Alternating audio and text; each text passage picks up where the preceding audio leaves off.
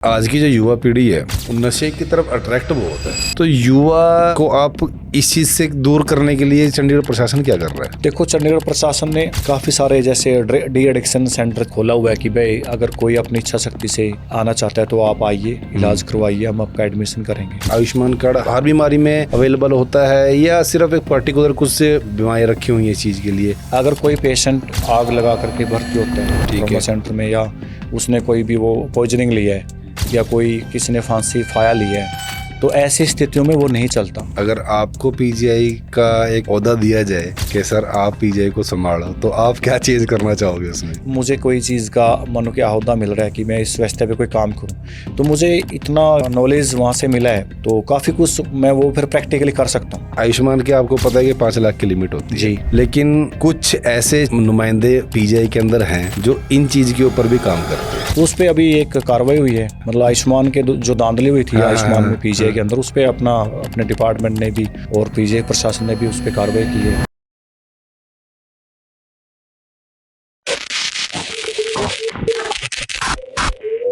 नमस्कार दोस्तों, आज मैं एक ऐसे पुलिस अधिकारी से मिलाने जा रहा हूँ आपको जो सरकारी काम के साथ साथ में एक सामाजिक सेवा कर रहे हैं पीजीआई के अंदर, जिन्होंने आज तक 15,000 से ज़्यादा पेशेंटों को वहाँ पे दिखा दिया है और उनका मुफ्त में इलाज भी करवाया। तो ये सारी चर्चा हम आज इनसे शेयर करेंगे कि कैसे ये एक अनजान इंसान की मदद करते हैं बिना कोई पैसे लिए, बिना किसी स्वार्थ के। तो आज इन सभी मुद्दों के ऊपर चर्चा होगी कि पीजीआई के अंदर क्या इलाज होता है, कैसे होता है, कितना पैसा लगता है, कैसे वो फ्री में किया जा सकता है जो आजकल लोग बाहर दे के पैसे से करवाते हैं। तो आज इन सारे मुद्दों के ऊपर हमारी बात होगी। तो चलिए बात करते हैं संदीप जी से। नमस्कार संदीप जी, आपका स्वागत है हमारे चंडीगढ़ पॉडकास्ट के अंदर। संदीप जी, मेरा पहला सवाल आपसे एक चीज़ यही रहेगा कि चंडीगढ़ पुलिस में होने के बावजूद भी आपका जो स्ट्रगल टाइम पहले रहा है, आपका स्ट्रगल टाइम तो मैंने नहीं देखा भी कैसे आपका व्यतीत हुआ, लेकिन हाँ, जो आप दूसरों की सहायता करते हो वो चीज़ मैंने ज़रूर फेस की है और मैंने खुद अपना एक्सपीरियंस भी लिया इस चीज़ के अंदर। तो पहले तो मैं आपसे ये जानना चाहूँगा आपकी जर्नी के बारे में कि कैसे इसकी शुरुआत हुई और कैसे आपका रुझान इस तरफ को हुआ। नमस्कार मनोज भाई साहब, धन्यवाद। मैं चंडीगढ़ पुलिस में मैंने 2009 में ज्वाइन किया था जी एक सिपाही के पद पे। जी और पहले मैं आपके चैनल के माध्यम से बताना चाहूँगा कि जो आपका चंडीगढ़ पॉडकास्ट के नाम से एक चैनल बनाया आपने, जी, आपके सभी दर्शकों को मैं नमस्कार करता हूँ, राम राम करता हूँ, जय हिंद करता हूँ। राम। और जो मेरी लाइफ का ये संघर्ष है, ये मैंने गांव से देखा है कि भाई गांव से जब मैं उठ के यहाँ पे आया 2009 में, मैंने चंडीगढ़ पुलिस में एक सिपाही के पद पे ज्वाइन किया। जी तो उस टाइम से गांव से ही मैंने ये संघर्ष देखा। तो फिर गांव में एक मेरे दोस्त थे जो रीढ़ की हड्डी में उनको प्रॉब्लम थी, अच्छा उनकी रीढ़ की स्पाइनल कॉर्ड जो टूट गया था। जी तो मैंने उससे काफ़ी कुछ सीखने को मिला कि भाई हमने समाज में कैसे कैसे मैनेज करना पड़ता है कि गरीबी से निकल के आए। तो यहाँ आने के बाद जब मैंने यहाँ चंडीगढ़ पुलिस को ज्वाइन किया, तो उसके बाद उस मेरे दोस्त को जब चोट लगी रीढ़ की हड्डी में, जब उनको फ्रैक्चर आया, जी पूरी स्पाइनल कॉर्ड टूट गया था, जी तो मैंने उसको देखने के बाद काफ़ी सामाजिक मुद्दों पे काम करना चाहा जी। कि समाज में काम करेंगे, अगर अच्छा करेंगे तो उसका अच्छा रिजल्ट होता है। तो आपका सर जो स्ट्रगल टाइम था जब आप चंडीगढ़ पुलिस में है, तो आला अधिकारी ने आपको इस चीज़ के लिए रोका नहीं कभी? नहीं, मतलब ये जैसे मैं जब ट्रेनिंग पास आउट करके जब मैं चंडीगढ़ में आया, जी मेरा जो ट्रेनिंग टाइम था वो 2009 में ज्वाइन करने के बाद रोहतक सुनारिया में हुआ था। ठीक है तो फिर मैंने, जैसे मेरा ड्यूटी था IRB चंडीगढ़ पुलिस में, जी तो वहाँ पे ड्यूटी के साथ साथ में मैं नाइट ड्यूटी करने के बाद फिर मैंने पीजीआई में घुसना पड़ता था। जैसे 2012-2013 की बात बता रहा हूँ। ठीक है। तो मैंने अपने दोस्त को देख लिया था कि भाई उसके 5 लड़कियां थी उसके पास। अच्छा। और उसका रीढ़ की हड्डी बिल्कुल ख़राब हो चुका था। ठीक है। तो मेरे जो अधिकारियों के पास में पेश होकर के ही पीजीआई में ड्यूटी करने के लिए अपनी इच्छा शक्ति से आया था। तो अच्छा। उसमें मेरे जो अधिकारी हैं उन्होंने मुझे सपोर्ट किया है। ठीक है। तकरीबन मैक्सिमम जितने भी मेरे मतलब NGO है, गेस्ट अफसर हैं, जो भी है मेरे IPS अधिकारी है, DG साहब, जी SSP साहब, IG साहब, तो मुझे वो सपोर्ट करते हैं। ठीक है सर, आपने एक फाउंडेशन ही बनाई है जिस फाउंडेशन का नाम सर शायद आपने हेल्पिंग हैंड के नाम से एक फाउंडेशन आपने क्रिएट की है। वो फाउंडेशन सर आपकी इंडिविजुअल है या पूरी टीम उसके अंदर काम करती है? जो मेरा है वो एक फाउंडेशन मैंने नाम दिया है कि जी। हेल्पिंग हैंड चंडीगढ़ पुलिस, जी। वो मेरा इंडिविजुअल है। अच्छा। इनके वन मैन आर्मी के काम पे मैं ठीक है। वहाँ पे काम करता हूँ। जी। उसमें कोई भी मतलब और मेरे साथी नहीं है, बट उसमें भी पीजीआई का पूरा स्टाफ का मेरा योगदान है। स्टाफ में सर कौन कौन?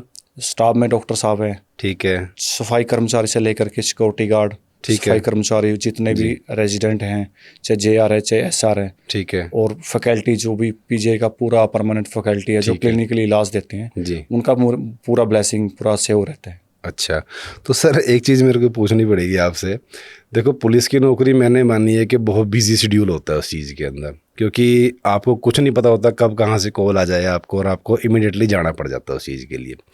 इस बीच में अगर किसी पेशेंट का आपके पास फ़ोन आ जाए तो आपकी क्या रिएक्शन रहता है उस चीज़ के ऊपर? ऐसी सिचुएशन में जैसे कि मैं एक सरकारी कर्मचारी हूँ, जी। मैं बेल्ट से बंधा हूँ, जी। ऐसा कभी मेरे पास फ़ोन आता है तो फिर जो स्टाफ है ना, जी। जो पीजीआई के जैसे जो कार्ड बनाने वाले एमआरडी जी। स्टाफ हैं या जी। सिक्योरिटी गार्ड हैं, फिर मैं उनसे टाई अप करता हूँ अच्छा। कि ऐसे ऐसे एक पेशेंट है, इसको आप थोड़ा सा मैनेज करो। ठीक है। इसका जो भी वो कार्ड बनाने में मदद करते हैं, जो भी उनकी पेशेंट की क्वेरी होती हैं, तो वो मुझे सेव करते हैं। ओके, तो सर अभी तक आप कितने पेशेंट्स को दिखा चुके हो? अभी तक जैसे मैंने कंटिन्यूसली मैं उस मिट्टी के टच में हूँ, पीजीआई की पवित्रता माँ मिट्टी के मैं टच में हूँ 2013 से। अच्छा। 12-13 से। ठीक है। और कंटिन्यूसली 2020 से मैंने वहाँ पे ज्वाइन किया पीजीआई के अंदर? पीजीआई के अंदर पुलिस पोस्ट, जो मेरी वुमेन पुलिस पोस्ट है पीजीआई की, मैं ठीक है। 2020 से वहाँ लगातार पोस्टेड हूँ। और मानो कि 2012-13 में तो इतना नहीं था कि कोई भी गांव से कोई पेशेंट आया मैं उनसे मिलने चला गया, या भाई ऐसे था कि सामाजिक गांव चीज़ से उठ के आए थे। तो 2020 से लगातार और अब तक लगभग 15,000 प्लस जो ग्रामीण इलाकों से पेशेंट आए हैं, जो नॉर्थ इंडिया को कवर करता है पीजीआई जी। चंडीगढ़, लगभग 15,000 प्लस पेशेंट को मैं दिखा चुका हूँ। मतलब अभी तक आप 15,000 पेशेंट प्लस दिखा चुके हो? जी जी। तो सर इतने जनता को तो मैं सही मानता हूँ, क्योंकि एक पुलिस वाला एक अपनी टाइम बाउंडेशन के अंदर से इतना टाइम निकाल के किसी को चेक करवाना, क्योंकि मेरे को पता है जब पीजीआई के अंदर कोई भी नया पेशेंट आता है या कोई भी हम जैसा भी कोई चला जाए वहाँ पे, तो उसका सारा दिन खराब होता है। तो उस टाइम में सर जब आपके पास कोई पेशेंट आता है तो आपकी तरफ से क्या रिएक्शन रहता है? भी इसको जल्दी फ्री कर दूं या इसका इलाज प्रॉपर तरीके से, मतलब आया मेरे पास बीमार हो गया तो मैं इसको अच्छी तरह से तरीके से बाहर भेजूँ उसको ठीक करके? देखिए मनोज भाई साहब, उसमें ऐसा है कि जैसे मैं एक दिन पहले ये चीज़ बोलता हूँ कि अगर पीजीआई की किसी को कोई हेल्प चाहिए तो मुझे एक दिन पहले वो बताएं। अच्छा। तो जैसे आज मंडे है, आज वर्किंग डे है जी।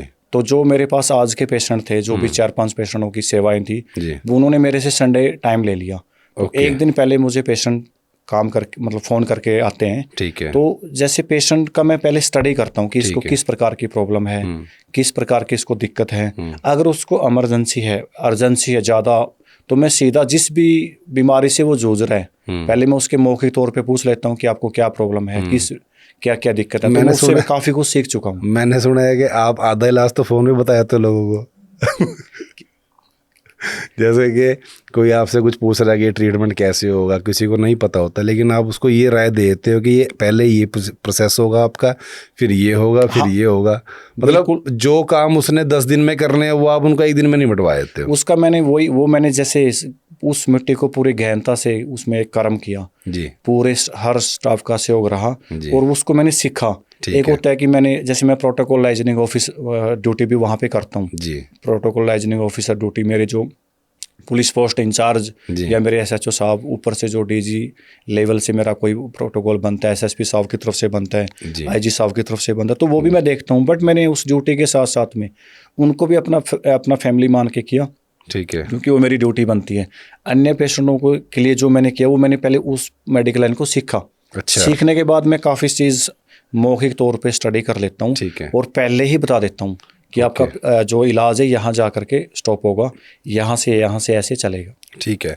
तो सर जो आपकी अभी पोस्टिंग यहाँ पे है वो पीजीआई के अंदर ही आपकी पोस्टिंग है, तो सर जो पोस्टिंग आपको दी हुई है वो पेशेंट के लिए दी हुई है या वहाँ के सर्कल में जो एक्टिविटी होनी है, जो भी दिक्कत हो रही है उनके लिए पोस्टिंग की हुई है आपकी? नहीं, पोस्टिंग तो मेरी वैसे रूटीन में जैसे हमारी बदली होती है, पोस्टिंग तो मेरी वैसे हुई है, लेकिन वो वो जो सेवाएं हैं पेशेंट का जो मैं ये आपका दिल से है मतलब वो कि मेरी ऐसी- इच्छा शक्ति से और मेरे मन से दिल से मैं कर रहा हूँ। ठीक है। उस पे मेरे किसी चीज़ पे बाध्य नहीं हूँ कि भाई हाँ अगर मैं वो ड्यूटी नहीं करूँगा तो वो काम नहीं होगा। वो तो कोई मैं नहीं करूँगा तो कोई और मेरा कोई और साथी करेगा, बट वो मैं इच्छा शक्ति से कर रहा हूँ। ठीक है। तो कभी सर आपको किसी अधिकारी ने इस चीज़ के लिए मना किया हो कि भाई तो ये काम नहीं चलेगा ऐसे, क्योंकि देखो हर डिपार्टमेंट के अंदर कुछ ना कुछ चीज़ होती है, क्योंकि कोई किसी को देख के खुश नहीं है। तो अगर आपके साथ कभी ऐसा कोई वाक़या घटा हो या किसी ने कहा हो कि नहीं यार तू तो यहाँ पे टाइम देता ही नहीं है अपने थाने के अंदर या अपनी ड्यूटी ढंग से करता नहीं है, तो सारा दिन वहीं पे लगा रहता है, तो ऐसी कोई बात कभी आई हो आपके सामने किसी अधिकारी को लेके? ऐसे कभी मेरे साथ ऐसा कभी कोई वाक्य नहीं हुआ कि भाई किसी ने मुझे मना किया हो जी। मोस्ट लाइकली मुझे मेरे ऑफिसर्स मेरे जो साथी हैं चंडीगढ़ पुलिस के या उन्होंने मुझे मतलब एक सहयोग किया है, मतलब सपोर्ट किया है जी। मतलब ऐसा कभी नहीं हुआ। अच्छा, क्योंकि वो सेवा है। ठीक है। वहाँ तो सेवा कोई भी कर सकता हाँ, है। क्योंकि देखो चंडीगढ़ पुलिस का काम है लोगों की सेवा करना जी। और उस सेवा के नाते आपने एक प्लस पॉइंट और जोड़ा बीच में कि मैं सेवा तो कर ही रहा हूँ लेकिन इंसानियत के नाते मैं एक दूसरी सेवा और कर रहा हूँ जो लोगों से जुड़ी तो हुई है, लेकिन ऐसी जगह सेवा कर रहा हूँ जहाँ पे जिनका परिवार भी साथ छोड़ देता है। आप उस जगह पे उनके साथ खड़े हो रहे हो आके। तो सर जब भी कोई आपके पास नया पेशेंट आता है तो वो डायरेक्ट आपसे फ़ोन कांटेक्ट करके आता है, किसी के थ्रू घूम के आता है? नहीं, बिल्कुल शुरू में जैसे जो ग्रामीण इलाकों से जो पेशेंट आते हैं ना वो सीधा मेरे से फ़ोन करके आते हैं। ठीक है। मानो कि उनको मेरा जो नंबर या तो मेरे फेसबुक पेज से या इंस्टाग्राम से या मेरी पोस्ट से, वो एक अलग बात है, नहीं तो फ़ोन मुझे ही करते हैं। रही बात मेरे प्रोटोकॉल लाइजनिंग की, वो मेरे ऑफिसर्स मेरे SHO साहब या मेरी पुलिस चौकी इंचार्ज की तरफ से मुझे वो मिलते हैं। जैसे आपको अब आपके पास अपॉइंटमेंट किसी ने ले ली कि सर मेरे को आपका अपना चेकअप करवाना है या ऐसे कुछ भी अपना ट्रीटमेंट करवाना है, तो अब आप शेड्यूल अपना उसी हिसाब से डालते हो कि या आलाधिकारी से पूछना पड़ता है आपको कि सर मेरे इतने पेशेंट आएंगे कल को तो मेरे को इतना टाइम चाहिए आपसे, तो वो एडजस्टमेंट आपकी हो जाती है उस हिसाब से?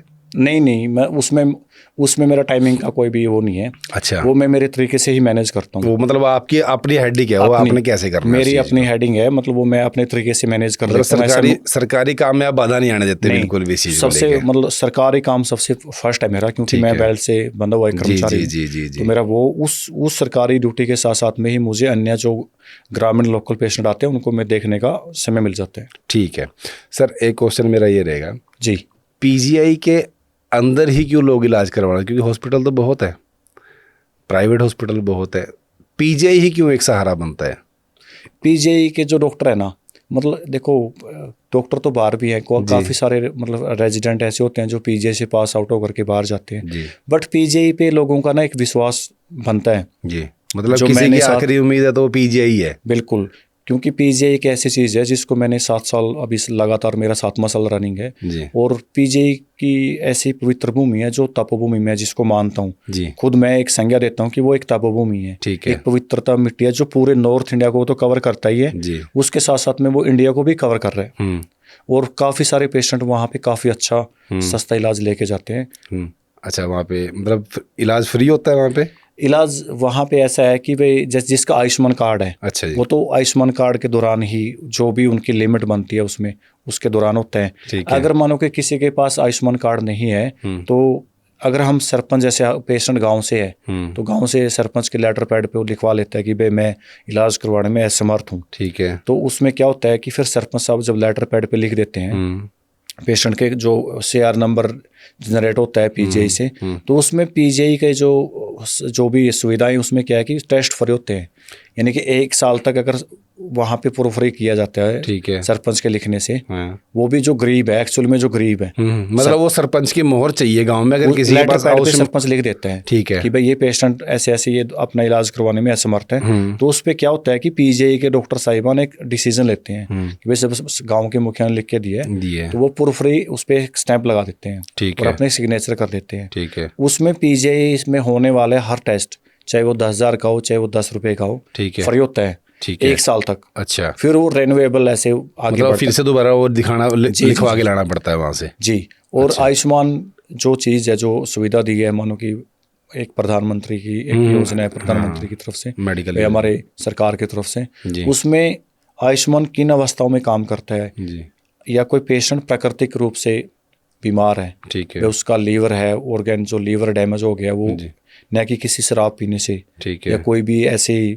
ड्रग्स लेने से खराब नहीं हुआ, वो प्राकृतिक रूप से खराब हो, तो उसमें काम करता है। अच्छा, मतलब वो ये क्या बोलते हैं, आयुष्मान कार्ड हर जगह हर बीमारी में अवेलेबल होता है, या सिर्फ एक पर्टिकुलर कुछ से बीमारी रखी हुई है इस चीज़ के लिए कि सिर्फ इसी ये अगर ये वाली बीमारी हुई तो ये तभी चलेगा वरना नहीं चलेगा? नहीं, जो मतलब ऐसा है ना, उसका एक लिमिट होता है। अच्छा। हर जितनी भी बीमारियां शरीर से होके गुजरती हैं पेशेंट को, हम्म, काफ़ी सारी ऐसी चीज़ें होती हैं जिसमें वो काम नहीं करता। ठीक है, अगर कोई पेशेंट मानो कि आग लगा करके भर्ती होता है ठीक ट्रॉमा है, सेंटर में, या उसने कोई भी वो पॉइजनिंग लिया है, ठीक है, या कोई किसी ने फांसी फाया लिया है, अच्छा, तो ऐसी स्थितियों में वो नहीं चलता। अच्छा, वो ऐसी स्थिति में नहीं वो चलेगा जो प्राकृतिक रूप से कोई बंदा, कोई पेशेंट बीमार होता है, वो जाता है, तो उन स्थितियों में ही आयुष्मान काम करता है। अच्छा। काफ़ी सारे हमारे जो ग्रामीण लोग हैं, चाहे वो शहर में भी रहते हैं, उनको पता नहीं कि आयुष्मान किन किन परिस्थितियों में काम करता है। हाँ, नहीं पता सर। जो नेचुरल तरीके से किसी भी हमारे शरीर का अंग खराब होता है,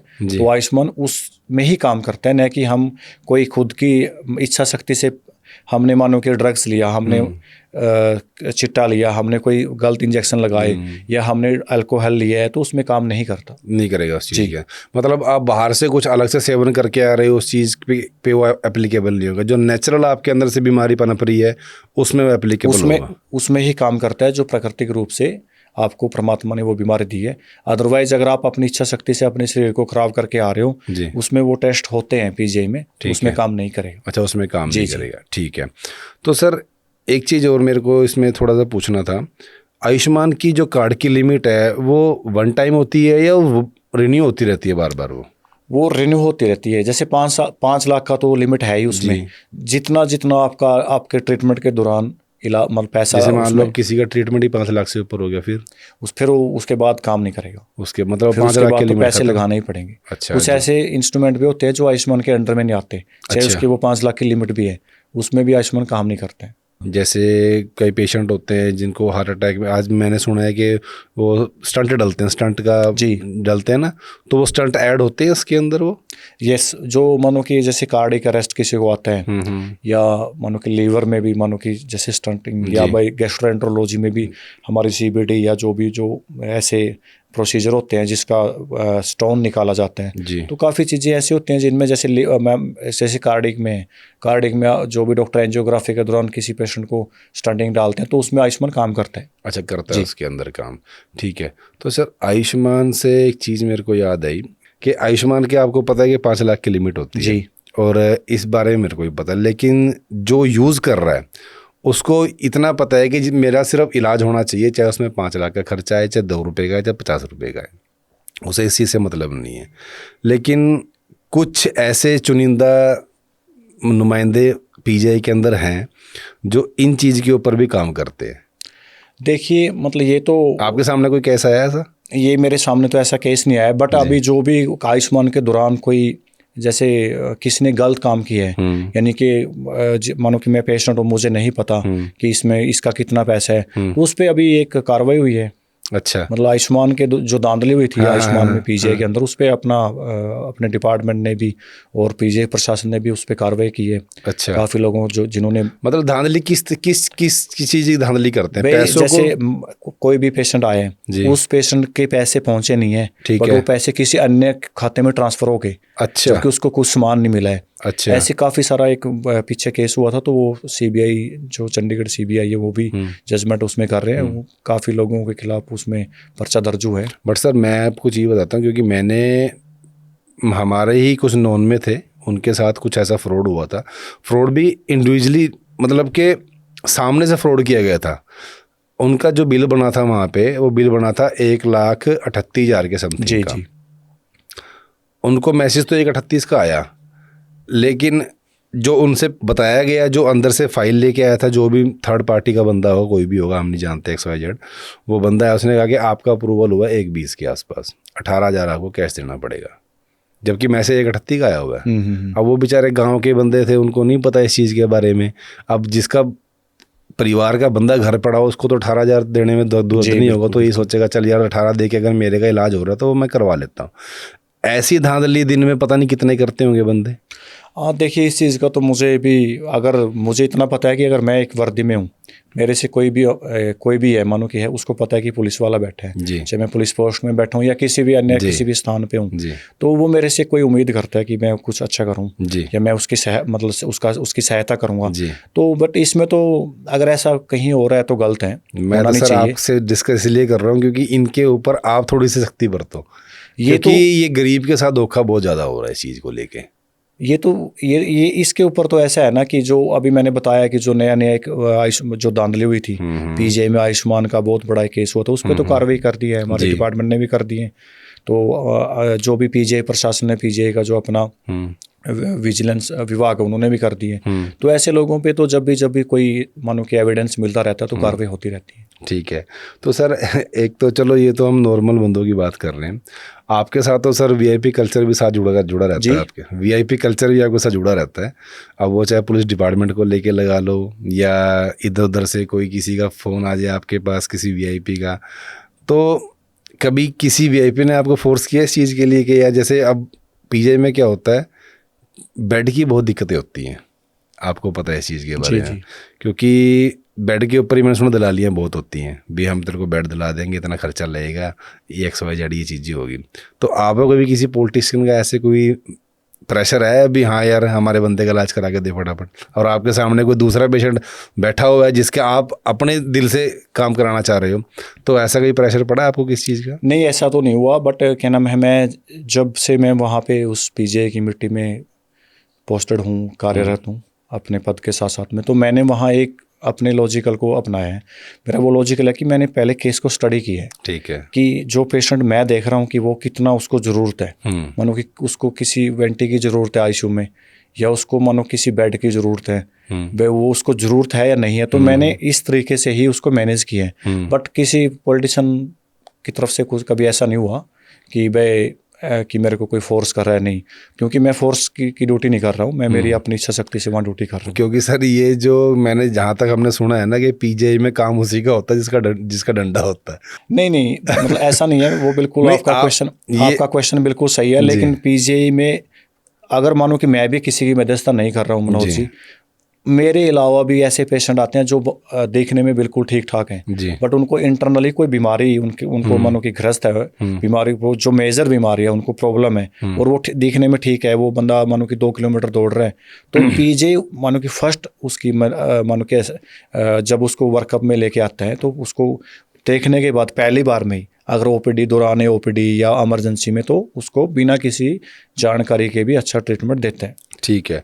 तो सर एक चीज़ देखने को मिलती है मेरे को, जैसे अब ओपीडी, आपको पता ही ओपीडी में बहुत भीड़ होती है, सुबह सुबह बंदे 4-4 बजे 5-5 बजे आके बैठ जाते हैं, लाइन लगा के बैठ जाते हैं, तो इसका कुछ प्रावधान है कि वो ट्रीटमेंट उनका वो लाइन में ना लगना पड़े? क्योंकि हम तो बसों में देखते हैं सर, सुबह 3-3 बजे लाइनों में पड़े होते हैं, सड़कों में पड़े होते हैं बेचारे बंदे, कईयों को खाने को नहीं पता होता, सुबह कहीं कहीं से आ रहे होते हैं बंदे, तो इनका कोई समाधान है कि ये अपना ट्रीटमेंट ऑनलाइन कुछ ऐसा प्रोसेस हो गवर्नमेंट के पास में जो उनको ना पता हो इस चीज़ के बारे में, कि हम अपना कार्ड का नंबर लगवा लें या ऐसा कुछ सीन हो, ऐसी कोई सुविधा है? देखो, इस आपके जो क्वेश्चन पे मैं एक रिप्लाई करना चाहता हूँ। वैसे तो पीजीआई ने अपनी साइट बनाई है, ऑनलाइन साइट है, जैसे पीजीआई ऑनलाइन अपॉइंटमेंट या पीजीआई ऑनलाइन रिपोर्ट, जो भी अगर आप गूगल पे जाके हम ऐसा डालते हैं तो आपको ऑनलाइन सुविधा मिल जाएगी। अच्छा। बट अगर जो ग्रामीण लोग हैं, ग्रामीण लोग जो पीजीआई में इलाज करने आते हैं या वो आगे आएंगे, तो मेरा उनसे एक आपके चैनल के माध्यम से मैं उनको संज्ञा देना चाहता हूँ कि भाई वो अपने साथ में जब भी पीजीआई जैसे हॉस्पिटल की वो यात्रा करते हैं या बीमारी के दौरान वो आना चाहते हैं या आते हैं, तो वो अपने साथ में पीजीआई जैसे हॉस्पिटल में एक समझदार आदमी साथ में लेके आए, चाहे वो समझदार पढ़ा लिखा समझदार हो, चाहे वो वैसे खड़ा हुआ हो, अपने हरियाणवी कल्चर में जैसे बोलते हैं, अपने बुजुर्ग अपने एक्सपीरियंस हो, मतलब उनको जिनको मानो कि भाई काफ़ी सारा नॉलेज हो। मेरी एक आपके चैनल के माध्यम से यही है कि भाई वो एक अपना साथ में पढ़ा लिखा या एक समझदार आदमी लेके आए तो उसको कोई प्रॉब्लम नहीं आती। ठीक है। तो वैसे जिनको नॉलेज नहीं है, जो बेचारे नहीं पढ़े लिखे, उनको तो काफ़ी सारी परेशानियों का सामना करना पड़ता है। ठीक है। और एक सर पेशेंट को एक दिक्कतें और देखनी पड़ती है, क्योंकि अभी पीछे ही एक केस आया था हमारे पास में, तो वो कह रहे थे कि जो वहाँ पे डेटें मिलती है, डेटों का आपको पता है कि किसी की एक्सरे की डेट है, किसी किसी की डेट है, तो कोई एमआरआई करवा रहा है या कुछ टेस्टों की डेट है, तो वो उनको बड़ी लंबी लंबी मिलती है। तो अब वही टेस्ट पीजे से तो फ्री में होने हैं, लेकिन टेस्ट की डेटें इतनी लंबी होने की वजह से अब या तो पीजे में मशीनें नहीं हैं या वहाँ काम करने वाले बंदे नहीं हैं। तो इस चीज़ को क्या माने, जो इतना लंबा टाइम दिया जाता है वो किस लिए दिया जाता है टाइम? वो वो इसलिए दिया करने के जाता है लिए? कि जैसे पीजीआई जो टेस्ट वाला आपका क्वेश्चन है, बहुत अच्छा क्वेश्चन है जी। ये। वो इसलिए दिया जाता है कि पीजीआई के ऊपर जैसे किसी पेशेंट को डेट मिलनी जी। है, तो पहले डॉक्टर साहब देखते हैं कि इसमें अर्जेंसी तो नहीं है। जी। तो जहाँ पे जिस पेशेंट को इलाज देना होता है पीजीआई ने, जी। जिसमें अर्जेंट काम करना है, उसका अर्जेंट टेस्ट करना है, तो उसमें डॉक्टर साहब जो उनके क्लिनिकली डॉक्टर हैं, चाहे वो किसी भी विभाग के हैं, जब वो पेशेंट को देखते हैं तो उसकी बीमारी का अनावरण करके, एनालिसिस करके, उस पर किसी भी जो भी उन्होंने टेस्ट रिकमेंड करना है, एमआरआई, सीटी स्कैन या पेट स्कैन, कुछ भी चीज़ है, तो वो अर्जेंट लिखते हैं। जिस पे वो अर्जेंट लिखते हैं तो उसका वो फास्ट ट्रैक में पीजीआई के जो अधिकारी है उनको टेस्ट वो मतलब जल्दी की डेट वो देते हैं। जिनको लिख दिया कि रूटीन में है कि ज़्यादा अर्जेंसी नहीं है, तो उसमें वो रूटीन में ही मिलता है। अच्छा, तो मतलब तो ऐसा कुछ नहीं है भी उनके पास मशीनों की कमी है या ऐसी कोई दिक्कत है? क्योंकि हमें तो ये लगता है कि जो नया कोई भी बाहर से बंदा आता है, क्योंकि देखो कोई 200 किलोमीटर से आ रहा है, कोई 500 से आ रहा है, जम्मू कश्मीर के बंदे यहाँ पे चंडीगढ़ के अंदर पड़े हुए हैं यहाँ पे आके इलाज कराने के लिए। तो अब जो बंदा इधर से आया उसको 3 महीने का टाइम दे दे तो बेचारा कहाँ जाएगा? नहीं, ऐसी प्रॉब्लम नहीं है कि पीजीआई के पास मशीनों की कमी है जी। मतलब ऐसा तो नहीं मैंने कभी देखा कि, लेकिन वहाँ पे क्या है कि उनका मानना है, हमें नहीं पता कमी है या नहीं, लेकिन उनका मानना है। मैं आपको बता रहा हूँ ना आपके चैनल के माध्यम से मनोज जी, उसमें ऐसा कोई नहीं है कि भाई उसमें कोई भी मशीनों की कमी है, लेकिन लोड है। अच्छा, मानो कि नॉर्थ इंडिया का तो लोड है ही, जैसे 5-6 स्टेटों को कवर करता है, तो उसके साथ साथ में मैंने वहाँ यूपी से, बिहार से, मानो कि नेपाल तक के पेशेंट मैं देखता हूँ। अच्छा, नेपाल तक के पेशेंट, 1-2 पेशेंट मैंने वहाँ तक के पेशेंटों का भी ट्रीटमेंट करवाया है, जिनमें पीजीआई ने काफ़ी सारा मतलब हेल्प की है। तो इस लोड के कारण ही पेशेंट को ज़्यादा लंबी डेटें मिलती हैं। ठीक है, तो सर आपके पास कहाँ तक के पेशेंट आते हैं अभी? मेरे पास जैसे आपकी चैन बहुत बड़ी है, इतना तो मेरे को पता है। मेरे पास जैसे हरियाणा, पंजाब, हिमाचल, जम्मू एंड कश्मीर और पश्चिमी यूपी, जिनको पीजीआई खुद कवर करता है नॉर्थ इंडिया को। और मैंने वहाँ पे बंगाल, वेस्ट बंगाल, यूपी, अपने बिहार स्टेट से, मानो कि वो काफ़ी बड़े स्टेट है यूपी, बिहार भी, और नेपाल तक के पेशेंट वहाँ मेरे मतलब संपर्क में आए हैं। ठीक है, मैंने नेपाल तक के जो भी काफ़ी, क्योंकि उनका तो आधार कार्ड भी नहीं होता हमारे, आधार कार्ड नहीं होता उनका, हाँ। लेकिन फिर भी एक इंसानियत का रिश्ता है, क्योंकि पुलिस की ड्यूटी है, चाहे डॉक्टर साहब हैं उनके, वो कहते हैं पुलिस सेवा सुरक्षा सहयोग मतलब करता ही है। तो मैंने यही सोचा कि इंसान को अपने कर्म में विश्वास रखना चाहिए और धर्म से ऊपर उठ के सेवा करनी चाहिए। तो सर आपका डॉक्टरों से तालमेल कैसा है? मैं आपको एक बहुत अच्छा, ये जो आपका सवाल है बड़ा मतलब एक अच्छा सवाल किया आपने। तो मेरा डॉक्टर साहबों के साथ इतना, जो डॉक्टर साहिबान है ना, चाहे वो जूनियर रेजिडेंट है या वो SR है, सीनियर रेजिडेंट है या फैकल्टी है, इतना प्यार है ना उनका, इतना ब्लेसिंग, इतना सहयोग मुझे दिया है ना उन्होंने, शायद मैं वो कभी भूल नहीं पाऊंगा। मतलब जीते जी तो उसका नाम ही नहीं उठता कि मैं वो चीज़ भूल जाऊँ। इतना प्यार, इतना सहयोग करते हैं ना। मैं कई बार सवाल कर लेता हूँ कि जैसे फैकल्टी हैं कि सर आप मेरे से चिढ़ते नहीं हो? मैं 24 घंटे आपके साथ ही मतलब 6 साल के दौरान हर बार मैं आपको बोलता हूँ कि सर, मतलब वहाँ के जो ऐसे डॉक्टर जो साक्षात परमात्मा का रूप है, उनका एक ऐसा स्टिक सा नॉर्मल सा रिप्लाई आता है हंस के कि संदीप जी चिढ़ते इसलिए नहीं है क्योंकि आप अपने लिए नहीं आते हो, अपने लिए नहीं आते हो, आप दूसरों के लिए इस वर्दी में मतलब आ रहे हो। जी। तो वो मतलब मुझे पीजीआई के डॉक्टर साहिबान का इतना सपोर्ट मिला है कि बहुत ही ज़्यादा। जी, ठीक है। तो सर जो दिक्कतें, जैसे मान लो किसी पेशेंट को कोई इमरजेंसी पड़ गई, अब आपको पता है कि वो डॉक्टर साहब आपको वो काम करा देंगे आपका, तो आप उनको कॉल करते हो, किसी असिस्टेंट से बात करनी पड़ती है आपको इस चीज़ के लिए? नहीं, मोस्टली मतलब ऐसा है कि जैसे पेशेंट से मैं बात करता हूँ, मानो पेशेंट से मैंने स्टडी कर लिया अपने तरीके से, अपने मौके के तरीके से, मुझे पता लगा कि वो हार्ट का है, मतलब हार्ट की तरफ उसका इंडिकेशन जा रहा है, जो मैंने वहाँ से अपना नॉलेज को बढ़ाया है, सीखा है अपनी ड्यूटी के साथ साथ में। मुझे लगा कि वो लीवर में जाएगा या उसको न्यूरो सर्जरी जाना है या उसको कोई भी दौरा है, उसको एपिलेप्सी की कोई दिक्कत है, तो मैं उसी हिसाब से, क्योंकि अगर ज़रूरत होती है मुझे कि भाई इसको अर्जेंसी है, तो मैं डॉक्टर से फ़ोन पे बात करता हूँ। ठीक है, या व्हाट्सअप टू व्हाट्सअप उनसे मतलब तालमेल कर लेता हूँ। कोई ऐसे डॉक्टर का नाम लेना चाहोगे जिससे आपके संबंध बहुत अच्छे हो? वो तो सभी डॉक्टरों को मैं मतलब नहीं, सर्वोपरि एक रखता हूँ। होते हैं भी हाँ दिल के ज़्यादा करीब है। मतलब मैं अपना जो मेरे आइडियल हैं डॉक्टर जी। रमनदीप विर्क साहब हैं, अच्छा जी। और जो किसी ENT डिपार्टमेंट के अच्छा प्रोफेसर हैं डॉक्टर रमनदीप विर्क सर, जी। और डॉक्टर कमान कमान लीलेश्वर कमान, जो गॉड ऑफ सर्जरी जिसको बोला जाता है, ओके। वो जनरल सर्जरी के अभी HOD है। ठीक है। डॉक्टर राजेश गुप्ता सर है, वो हेड ऑफ द डिपार्टमेंट है गैस्ट्रो सर्जरी के। डॉक्टर TD यादव साहब हैं। जी। डॉक्टर जो हार्ट डिपार्टमेंट के प्रशांत पांडा सर हैं, जी। और डॉक्टर बाबूलाल मीना है। जी। डॉक्टर नवीन भगत है। डॉक्टर सुनील तनेजा, ये अपने लीवर के हैं। ठीक डॉक्टर है। अजय दोसेजा साहब हैं। ठीक है। मतलब सभी डॉक्टर ऐसे हैं कि काफ़ी मतलब मोस्ट ओवरऑल डॉक्टर जो क्लिनिकली फैकल्टी हैं, वो मुझे पूरा सेव करते पूरा हैं। सहयोग करके रखते हैं। ऐसे तो मैं अगर नाम लूँगा तो फिर वो तो बहुत फिर लंबी। आपकी लिस्ट ही बहुत लंबी हो जी, जी, जाएगी जी। इस चीज़ के लिए। ठीक है सर। तो सर डॉक्टरों का के बीच में आपको रह के डॉक्टर तो आप आधे डॉक्टर तो आप भी बन चुके हो, क्योंकि मैंने आपको बताया कि जब कोई आपसे पूछता है कि सर मेरे को ये ट्रीटमेंट करवाना, तो आप उसको आधा इलाज तो फ़ोन पे दे देते हो इस चीज़ को लेके। तो अभी आपसे बात चल रही सर हमारी जी, जी। कि आपने कहा था कि कभी आप परेशान, डॉक्टर सर आपको ही बोलते सर आप मेरे को कोई परेशान तो नहीं करते, या आपने कभी हमें परेशान तो नहीं किया। कभी डॉक्टर ने आपसे कोई हेल्प ली है? देखिए बिल्कुल, ये भी ऐसा है, कई बार डॉक्टर साहिबान के चलान होते हैं, जी। जैसे कि उनकी गाड़ी के कहीं के, मतलब नॉर्थ इंडिया की बता रहा हूँ आपको। जी। तो मानो जैसे मैं किसी के लिए जाता हूँ, तो वहाँ के स्टाफ का भी काम होता ही रहता है। तो वहाँ पे जब उनका कोई काम होता है, जैसे डॉक्टर साहब के चलान हो गया, कोई भी छोटी मोटी बातें तो चलती रहती हैं। तो मेरा एक सोच रहा है कि PGI के हर स्टाफ को, मतलब कि चाहे कोई सफाई कर्मचारी मेरा भाई बंधु है, या सिक्योरिटी गार्ड है, या जो कार्ड बनाने वाले MRD स्टाफ हैं, डॉक्टर साहिबान, सभी मैं उनके साथ में एक फैमिली की तरह जुड़ा रहता हूँ। ठीक है। और मैं उनके साथ में खड़ा होकर चल देता हूँ। ठीक है।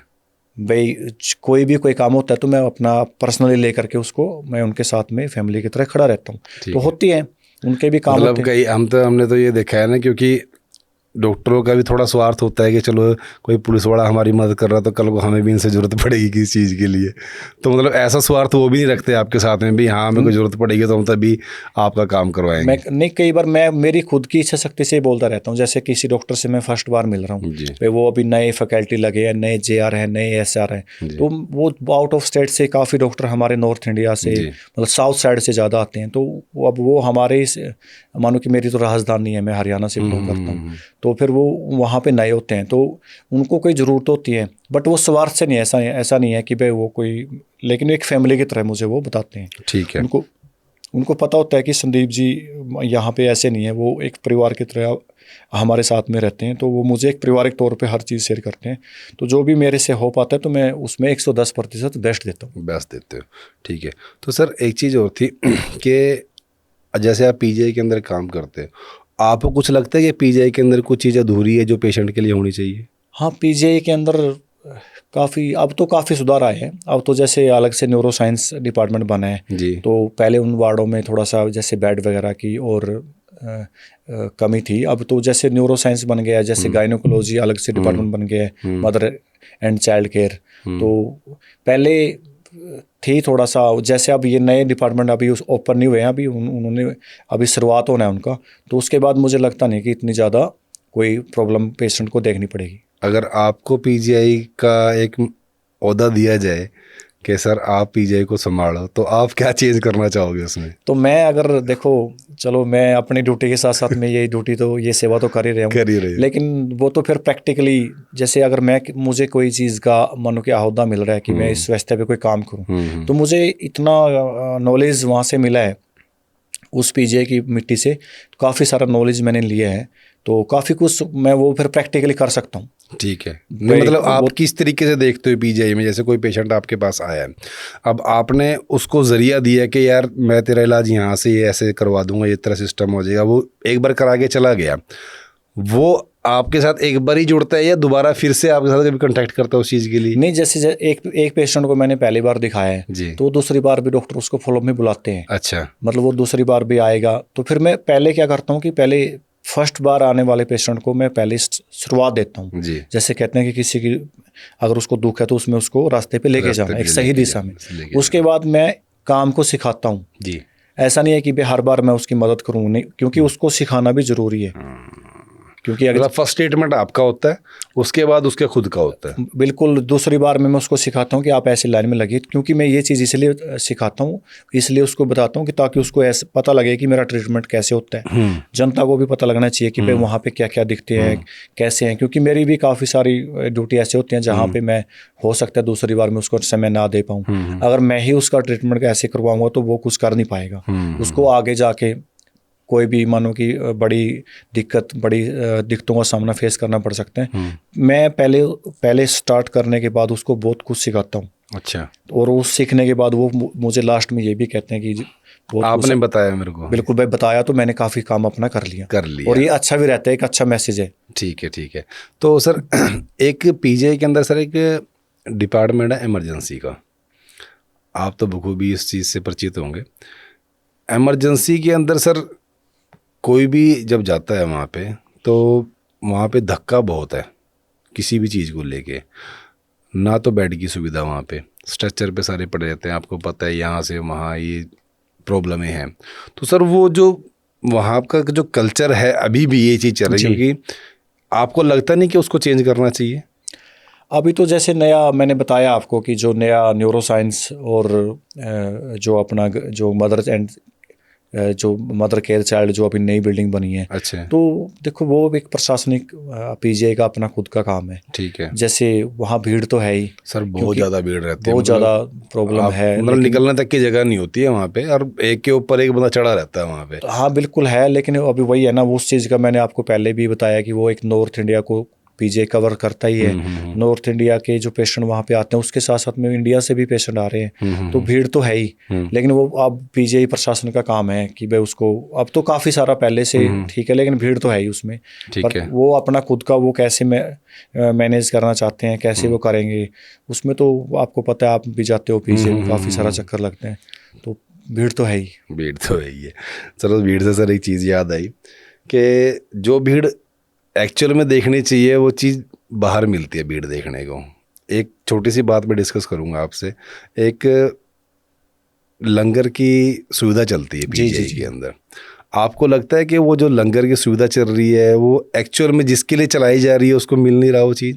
हाँ बहुत अच्छा मनोज जी, आपका ये क्वेश्चन भी बहुत अच्छा है, लेकिन मेरा मानना ये है कि जो भी संस्थाएं वहाँ लंगर लेके आ रहे हैं, चाहे वो कहीं से भी आ रहे हैं, बहुत अच्छा काम करते हैं वो। हम उनको ये नहीं कहेंगे कि वो गलत काम कर रहे हैं, क्योंकि किसी को मानो कि रोटी कपड़ा और मकान अगर कोई मानो जेन्युइन जिसको ज़रूरत है उसको वो खिला रहे हैं, दे रहे हैं, तो अच्छी बात है। बट जैसे पेशेंट वार्ड में होते हैं मैक्सिमम, अब जो वार्ड में एडमिट पेशेंट है उनके साथ साथ में फैमिली वाले भी होते हैं। तो अगर वो संस्थाएं जो भी वहाँ पे खाना लेके आते हैं बांटने के लिए, अगर वो एक बार वार्ड में ऐसे बोले, मतलब राउंड लगाएं कि मतलब खाना आया, अनाउंसमेंट करवा दे, अनाउंसमेंट ऐसा कोई प्रावधान हो, मतलब बहुत अच्छी बात है, क्योंकि उनको भी खाना मिलेगा। कई बार उनको पता नहीं होता है, जैसे रोड पे चलती भीड़ है, वो खाना खा रहे हैं, ज़्यादातर उनके पास नहीं पहुंच पाता। अगर वो ऐसा कोई सुविधा हो जाए, या वो संस्था वाले मेंबर डायरेक्टर साहब से मिले कि भाई ऐसे ऐसे एमएस मेडिकल सुपरिटेंडेंट साहब से मिले, तो वो और भी अच्छा रहेगा। तो सर आपको लगता नहीं है कि जो बाहर लंगर लग रहे हैं पीजीआई के अंदर लगना चाहिए? देखो पीजीआई के अंदर लंगर लगाने का तो फिर पीजीआई के अपने डायरेक्टर साहब का ही वो बनता है। नहीं, वैसे आपको लगता है कि अंदर लगना चाहिए? मेरे हिसाब से अंदर तो फिर, क्योंकि अंदर ऐसा कोई मुझे लगता नहीं कि जगह कि अंदर ठीक रहेगा। ठीक है। क्योंकि लंगर के दौरान भीड़ होती है, भीड़ में कई बार ऐसा होता है कि किसी का पर्स निकल गया, किसी का मोबाइल निकल गया। क्योंकि जो मेरा मानना है, अगर पीजीआई प्रशासन अलग से ही कोई जगह इसके लिए बनाए, तो फिर तो अंदर भी कोई दिक्कत नहीं है, अंदर भी लग सकता है। हाँ, अंदर भी लग सकता है। क्योंकि सर मैं इस चीज़ के लिए कह रहा हूँ, क्योंकि जिसके लिए खाना आता है ना, एक्चुअल में उसको खाना मिलता नहीं है। जी जी। पीछे इन पीजीआई के पीछे एक गांव पड़ता है, नया गांव। मोस्टली वहाँ पे सारा जितना भी बिहारी आता है वहाँ पे, वही उस खाने को यूज़ करता है। जी जी जी। आपको बखूबी पता होगा, सुबह 8 बजे घर से निकलता है वो, 9 बजे की चाय पीता है वहाँ पे, 8 बजे 8:30 बजे की चाय पीता है। जी जी जी। 9 बजे रोटी खाता है, खा के वहीं से टिफ़िन बुक करवाया, और बुक करवाने के बाद अपना दिहाड़ी पे चले गए। एक्चुअल में जिसको जो खाना चाहिए था वो तो मिला नहीं। चलो, खाना सबके लिए बराबर ही होता है, लेकिन जो कमा रहा है वो तो खा सकता है ना लेके। अब वही बंदा शाम को फिर आता है, खाता है, पैक करता है डब्बे में, फिर अपने घर लेके जाता है। हाँ, बस उसका तो फिर वही आसान तरीका है कि क्योंकि भाई हमने ये चीज़ देखी है सर। जी जी बिल्कुल ये चीज़ हमने देखी है। हाँ, ऐसा होता है, लेकिन फिर वही है, अब वही है जिसने सेवा करनी है तो वो ये भी नहीं देखेगा कि ये मतलब कहीं वेस्टेज हो रहा है। लेकिन वो मेरा मानना यही है कि भाई वो वार्ड में जाए, मानो कि मैं लंगर लगाता हूँ या आप लगा रहे हो, कोई भी संस्था है, भाई वो वार्ड में अनाउंसमेंट करने का या वैसे राउंड लगाने का एक प्रावधान रखे कि भाई हमने इतने बजे लंगर लेके जाना, ताकि उनको वो एक्चुअली में वो लोग भी सुविधा लें उस चीज़। वो सुविधा ले सर। सुविधा से ये एक चीज़ याद आई, आपकी जो संस्था है उस संस्था के अंदर सर कितने मेंबर हैं जो अभी आपके साथ जुड़े हुए हैं, जो एक्चुअल में ग्राउंड लेवल पे काम करते हैं? जो मेरा मतलब मेरी जो कोई संस्था, मतलब मेरी उसमें संस्था तो है नहीं कोई, क्योंकि मेरे साथ में वैसे बहुत जो पीजे स्टाफ है वो बहुत मुझे सेव करता है, बट मेरी कोई संस्था नहीं। जैसे सिक्योरिटी गार्ड हो गया, ये वो पीजे सिक्योरिटी है जी, उसमें जैसे एस है सफाई कर्मचारी है, एच है जिसको हॉस्पिटल अटेंडेंट बोलते हैं जी, जो कार्ड बनाने वाले एमआरडी डिपार्टमेंट है जी, वो काफ़ी सारा डॉक्टर साहिबान आ गए, बट वही मतलब कि वही मेरे साथ में मुझे पूरा सहयोग करते हैं। ठीक है, इन पेशेंट की सेवाओं में। ठीक है। तो सर हमने तो ये भी देखा है कि एक कहावत चलती है कि पुलिस वाले से कोई काम कराना तो पैसे देके काम कराना पड़ता है, लेकिन हम यहाँ पे तो उल्टा ही है, आप तो बल्कि अपनी जेब से पैसे लगा के ही लोगों का इलाज करते हो। देखिए ऐसा है कि अब किसी को मानो कि ये है, ये एक नेगेटिव थॉट है लोगों को दिमाग में, मतलब ये वो चीज़ बनी हुई है। लेकिन हाँ, सोचते हैं। काफ़ी फ़र्क होता है। हाँ, फ़र्क होता है। लेकिन मैंने जो वर्दी में वहाँ पे देखा है, वर्दी में आकर के इंसान को, या कोई भी चाहे वर्दी में है या मानो कि सिविलियन है, तो मदद करनी चाहिए जी। बट ये चीज़ तो सबका अपना अपना नेचर है, अपना अपना नेचर है कि मैं पुलिस में हूँ, मैंने किसी से पैसे लेके काम करना है, या मैंने इस वर्दी ने जो मुझे वो मतलब एक पहचान दी है, या मैंने उसमें आकर के इस चीज़ से ऊपर उठ के काम करना है, क्योंकि हर वर्दी चाहे प्राइवेट है चाहे सरकारी है, लेकिन सिविलियन आदमी ये सोचता है कि ये मेरी मदद करेगा। तो मेरा यही मैं संदेश देना चाहता हूँ आपका जो चंडीगढ़ पॉडकास्ट चैनल के माध्यम से, कि हमें ईमानदारी से जो इंसान मदद करवाने के लिए हमारे पास आते हैं तो उनकी मदद करनी चाहिए, उससे ही बहुत कुछ मिल जाता है। क्योंकि ना मेरा कहने का मतलब सिर्फ यही था कि लोगों के दिमाग में जो मिथ है ना, इसको क्लियर करना। हर इंसान एक जैसा नहीं होता। हम यही चाहते हैं कि एक बंदे की वजह से अगर पूरे डिपार्टमेंट को गलत ठहराया जाए तो वो चीज़ सही नहीं है। तो उसका एक अच्छा उदाहरण मैं आपसे अच्छा किसी को मानता नहीं हूँ, कि जो एक वर्दी में होने के बावजूद भी अपनी ही जेब से पैसा लगा के किसी ऐसे इंसान को ठीक करता है जिसकी हालात मतलब बद से बदतर है।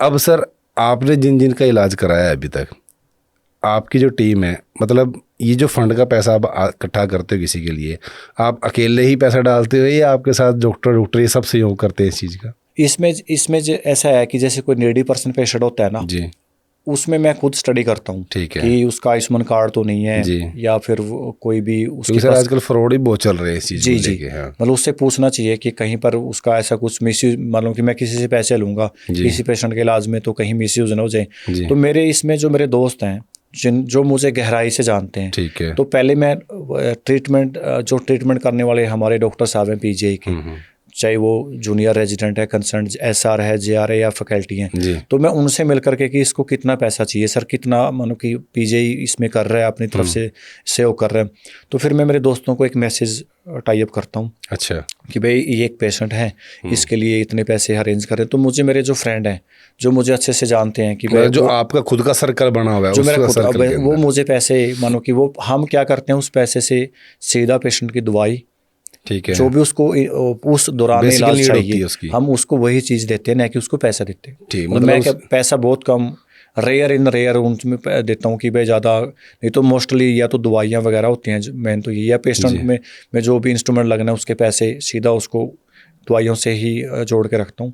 पैसे बहुत कम, मतलब पैसे नहीं देते आप, मतलब उसकी जो जरूरतें होती हैं वो पूरी करवाते हैं, जो भी बस इतना है, जो भी उसके मानो कि कोई भी चीज़ है उसमें लगना है उसको, उसका मानो कि 20,000 रुपये रेट है, उसका 50,000 है, तो सीधा जो मानो कि देने वाले होते हैं भाई उनके खाते में ही पैसे हम भेज देते हैं, उसके खाते में भेज देते हो। ठीक है सर पीजीआई गवर्नमेंट हॉस्पिटल है।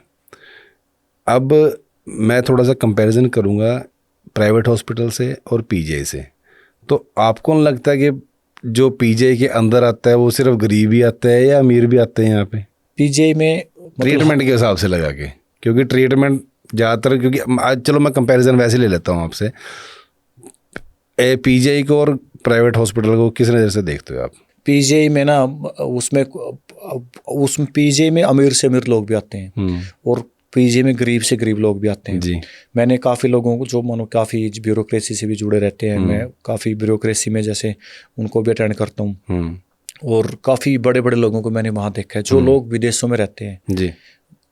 मानो कि जो विदेशों से भी लोग यहाँ पे इलाज करवाने के लिए आते हैं, जो खासकर हमारे एनआरआई हैं, तो उसमें ऐसा कुछ, लेकिन वो कहीं ना कहीं पीजीआई का जो इलाज है वो काफ़ी, क्योंकि वहाँ पे हर समय में मतलब काफ़ी सारी टीमें तैनात रहती हैं, मतलब डॉक्टर साहब के साथ, ठीक है, मतलब हर चीज़ की सुविधाएं हैं, तो पीजीआई में बड़े से बड़े और छोटे से छोटे लोगों को अटेंड करते हैं जी चीज़ को लेके। तो सर पीजीआई के अंदर कोई ऐसी चीज़ है जो आप लोगों को बताना चाहते हो जो उनके लिए फ़ायदेमंद हो, इलाज को लगा के या किसी ट्रीटमेंट को लगा के, मतलब किसी सुविधा को लगा के या गवर्नमेंट की कोई पॉलिसी को लगा के, ऐसी कोई सुविधा है अंदर पीजीआई में? देखो, मैं यही बताना चाहूँगा आपके चैनल के माध्यम से कि पीजीआई, अगर कोई समझदार आदमी है, कोई भी है जिसने नॉलेज है या परिवार में कोई समझदार इंसान है, तो वो मेरे हिसाब से पीजीआई से उसने इलाज करवाना चाहिए। ठीक है। काफ़ी सारे सुविधाएं ऐसे हैं, जैसे मैंने बताया कि भाई अगर आप एक्चुअल में गरीब हो तो आप सरपंच साहब से अपने लेटर पैड पे लिखवा के लेके आए, तो पीजीआई डॉक्टर साहब उसको देख के पूरा फ्री की स्टैंप लगा देते हैं। तो उसके बाद उसके जैसे एमआरआई पीजीआई में 2500 रुपये का होता है जी, ठीक है जी, और सिटी स्कैन है वो 1125 का होता है। काफ़ी सारे ऐसे और भी महंगे टेस्ट हैं, वो सारे टेस्ट फ्री में होते हैं। और पीजीआई का अपना एक अलग तरीका है इलाज करने का। अच्छा। मतलब पीजीआई के जो डॉक्टर साहिबान हैं बिल्कुल वर्कअप करते हैं गहराई से, ठीक है, जब तक बीमारी नहीं मिलती है तब तक वो एक इंजेक्शन तो बहुत दूर की बात है, एक टैबलेट भी देते हैं। अच्छा, मतलब प्रॉपरली डायग्नोस करते हैं, तो उसमें हमें भी फ़ायदा होता है कि हम जैसे प्राइवेट हॉस्पिटल में जा रहे हैं किसी से, अब वो प्राइवेट हॉस्पिटल वाले कैसे वो इलाज दे रहे हैं मुझे उसका पता नहीं है। अब वो मानो कि हैवी डोज है जैसे भी है, तो काफ़ी लोग वहाँ पे काफ़ी सारी दवाइयाँ खा के आते हैं जिसमें कि हमारा जो शरीर का और ऑर्गन है उनमें प्रॉब्लम आती है। लेकिन पीजीआई पहले पूरा वर्कअप करके जैसे उनमें डायग्नोस में जो भी बीमारी निकलती है उसके अकॉर्डिंग ही कितने एमजी टैबलेट देना है, तो बहुत सारा फ़ायदा है। कोई सर एक ऐसा केस हमारे साथ डिस्कस कीजिए जो आपके पास आया हो और आपने उसका बखूबी इलाज भी कराया, मतलब कि कोई ऐसा केस जिनकी हालत बिल्कुल ही नाजुक थी लेकिन आज वो आपसे बिल्कुल हंस खेल के आपके साथ तंदुरुस्त है। एक केस है, ऐसे तो काफ़ी सारे केसेज हैं, नहीं, एक होता है ना जो दिल से छू जाती है चीज़ें, मतलब एक दिल से छू जाने वाला केस मैं बता रहा हूँ, वो सिरसा से है। अच्छा। सुभाष भाई साहब है, उनकी वाइफ पत्नी जो धर्मपत्नी नाम है प्रेमा। अच्छा। वो मतलब एक मैं उनको बड़ा भाई समझता हूँ, बट वो गरीब है, ओके, बहुत ही ज़्यादा गरीबी से है, और बट दिल का बहुत अमीर है। सुभाष जेवली गांव पड़ता है सिरसा में। ओके। तो वो मुझे अभी छोटा भाई भी समझता है, पहले वो मुझे सर बोलता था, बाबूजी। मैंने उसको ये बोला कि इंसानियत का रिश्ता सबसे बड़ा होता है सुभाष भाई, मैं आपका छोटा भाई हूँ, प्रेमा जी मेरी भाभी है। वो लगभग 2022 में मुझे ट्रॉमा सेंटर में मिले थे पीजीआई चंडीगढ़ में। ठीक है। तो मैंने उनका पूरा ट्रीटमेंट ऑपरेशन से लेकर के जो भी किस चीज़ के रिगार्डिंग था उनका जो ट्रीटमेंट चल रहा था? ऑपरेशन होना था, उनका पैर का फ्रैक्चर था, काफ़ी सारा इंजरी था। ठीक है। तो उनमें उनका जितना भी मेरे से हेल्प हुआ, मैंने प्रॉपरली पूरा ट्रीटमेंट कंप्लीट करवाया अपनी जेब से भी, और कुछ उनका मानो कि आयुष्मान भी था उस टाइम पे। अच्छा। तो जो एम्बुलेंस तक का खर्चा था, जैसे वो आते थे अपने सिरसा से, तो वो भी काफ़ी बार मुहैया करवाया। ठीक है। तो वो एक ऐसा केस है जिसमें कि आज तक भी वो मेरे से जुड़े हैं। अच्छा। वो मतलब आज तक भी मतलब मेरे से बात करते रहते हैं। ठीक है भाई, उनको वो कहते हैं कि भाई मानो कि पुलिस की वर्दी में हम, पहले वो विश्वास नहीं था उसको कि भाई पुलिस वाले, वही बात आप वो कह रहे हो कि भाई पैसे लेते हैं ये, लेकिन उसने देखा कि भाई वो डॉक्टरों को, और जब पीजीआई में आने के बाद उसने पुलिस की वर्दी पे एक ऐसा विश्वास हुआ कि भाई वो मेरे लिए भगवान है, डॉक्टर मेरे लिए भगवान है। काफ़ी एक उत्साहित करने वाला मतलब ऐसा पेशेंट था वो।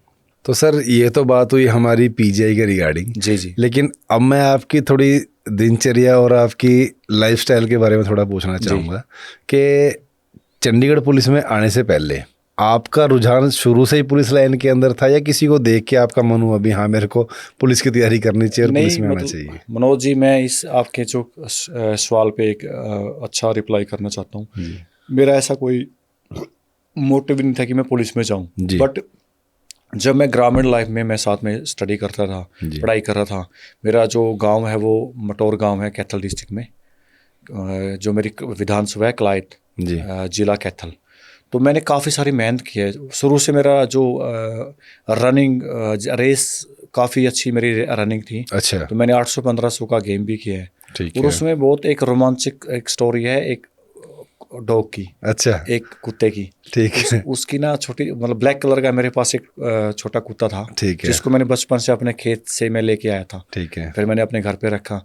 मैंने स्कूल में जाना तब उसने मेरे साथ साथ जाना। तो मैंने अपने घर में गेट को बंद किया जी। तो मैं स्कूल जाता था जी। जैसे स्कूल से आया तो मेरे साथ साथ में। अच्छा। और जब मैं रनिंग करता था, क्योंकि रनिंग का शौक तो था ही, मैं डिस्ट्रिक्ट भी खेला हूँ, स्टेट भी खेला हूँ। अच्छा। 800-1500 मीटर में। अच्छा, रेस के अंदर? जी जी जी। ठीक है। तो वो मेरे साथ 24 घंटे, जैसे मैंने रनिंग करनी खेत में, यानी कि रोटी दे के आनी है। पहले तो खेत में टिफिन उठाया, मैं अपने फादर साहब की रोटी दे के आनी, तो उसको वो साथ साथ में मेरे दौड़ना। अच्छा। जब मैं रनिंग करने जाता सुबह 4 बजे उठना होता है, तो वो उसने ऊपर से नीचे, नीचे से ऊपर ऐसे रहना साथ में कि भाई उठो आप, यानी कि फिर वो नीचे जाता, आवाज़ निकालता ऐसे जैसे एक डॉग निकालते हैं। तो मेरी मदर मुझे उठाने आते कि भाई उठ, ये तेरे को बुला रहा है। तो सुबह उठना। ठीक है। सुबह उठ के जब मैंने रनिंग स्टार्ट करना, मेरे साथ दौड़ना जी। मैं काफ़ी 10-10 किलोमीटर रनिंग की है। अच्छा। काफ़ी मेहनत की है। तो वो उसने मुझे बहुत सपोर्ट, मतलब एक सहारा दिए हैं। अच्छा। मेरे साथ में ही वो डॉगी मेरा रहता था, जिसको मतलब एक ऐसे जैसे हम बोलते हैं लांडा कुत्ता। लांडा कुत्ता। तो उस भाषा में कि भाई लांडा कुत्ता, तो उसको मैं लांडू बोलता, लांडू। तो बड़ा प्यार की भाषा हो, प्यार की भाषा थी। जैसे मैंने उसको बोलना कि लांडू। ठीक है। एक बार मेरे मामा जी ले गए उसको। ठीक। मेरे घर पे आए हुए थे। माँ ने बोल दिया होगा कि भाई तू ले जा इसको, इसने तंग कर दिया। उन्होंने नरवाना छोड़ दिया। नरवाना मेरे पास पड़ता है। अच्छा, मतलब वैसे ही बाहर छोड़ दिया? मतलब ऐसे ही वो अपना गाड़ी में लेके चले गए और उन्होंने नरवाना किसी होटल पे छोड़ दिया था। अच्छा। तो मैंने उसको ढूंढते ढूंढते पैदल नरवाना जैसे रनिंग करता गया। वहां से भी मुझे वो मिल गया। ठीक है। वहां से लेकर के भी मैं अपने गांव तक उसको भी, यानी कि 20-22 किलोमीटर पड़ता है मेरे मटौर गांव से। ठीक है। तो मेरे साथ साथ में दौड़ा के वापसी फिर ले आया। अच्छा। इतना मतलब एक प्यार था। लेकिन पुलिस में आने का कोई वो नहीं था, बट मैंने इतनी भर्ती देखी, जैसे बरेली सेंटर 4 रेजिमेंट तक भी। ठीक है। आर्मी की काफ़ी सारी भर्तियां देखी। मेरा फिजिकल स्टैंडर्ड जो था 100 का 100 था। अच्छा। काफ़ी मेहनत की। काफ़ी गांव के लड़के थे मेरे जो दोस्त थे, ये छोटे बच्चे थे, उनको बहुत मोटिव किया कि भाई तैयारी करवाई उनकी, चाहे किसी भी परले कोने पे, दूसरे कोने पे। ठीक है।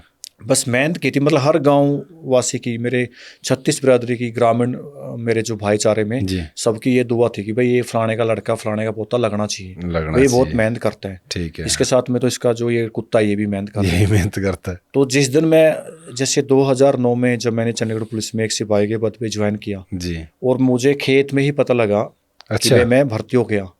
मतलब आप ट्रायल कब दिए गए थे इसका? 2009 की बात है। अच्छा, 2009 मई जून की बात, मई जून ऐसे। ठीक है। तो भी जैसे थोड़ा सा डिले चल गया था भर्ती ना, जैसे फाइनल लिस्ट में। तो 20 नवंबर के आसपास मुझे पता लगा भाई कि भाई मैं भर्ती हो गया। तो मेरा जो कुत्ता था, जिसको मैं प्यार से लांडू बोलता था कि लांडू चलो अभी चलते हैं, उसको भी उस दिन खुशी थी खेत में, यानी कि वो भी 3-4 फुट उछाल कर रहा था। मैं भी मतलब जोश होता है कि यहाँ चलो कुछ बन गया हमारा। जी जी। और उसको भी था कि भाई आज मेरे घर में कोई खुशी है, भाई कुछ अच्छा हुआ है। ठीक है। तो मतलब यानी कि पूरा उछाल, एक जंप कर रहा था वो भी खेत में मेरे साथ साथ में। ठीक है। तो काफी संघर्ष भरी लाइफ रही है।